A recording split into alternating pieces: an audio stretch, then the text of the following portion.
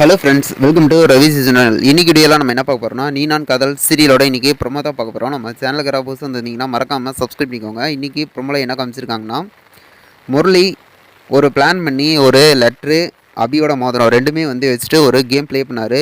இதை கேட்டுக்கிட்டு இருந்த ராகவ் சைலண்ட்டாக பக்கத்துலேயே ஏதோ அந்த டேபிள்கிட்ட நிற்கிற மாதிரி நின்றுருக்கிறாரு.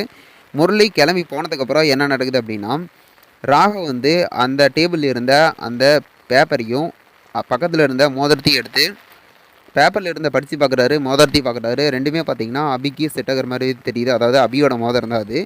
முரளி அதுக்கேற்ற மாதிரி கேம் ப்ளே பண்ணது. இதை நம்பிட்டார் போல். அதாவது அபி மேலே சந்தேகம் க்ரியேட் ஆகிற மாதிரி முரளி பேசுனதுனால ராகுவுக்கு கொஞ்சம் டவுட் ஆகிடுச்சு. அதாவது ஒருவேளை அபி தான் முரளிக்கு கொடுத்துருப்பாங்களா அப்படிங்கிற மாதிரி சொல்லிட்டு இவருக்கு தோண வச்சிட்டாரு. இவரும் அதுக்கேற்ற மாதிரி அங்கே நடக்கிறத பார்த்துட்டு ஒளிஞ்சிருந்து பார்த்துட்டு இருக்காரு.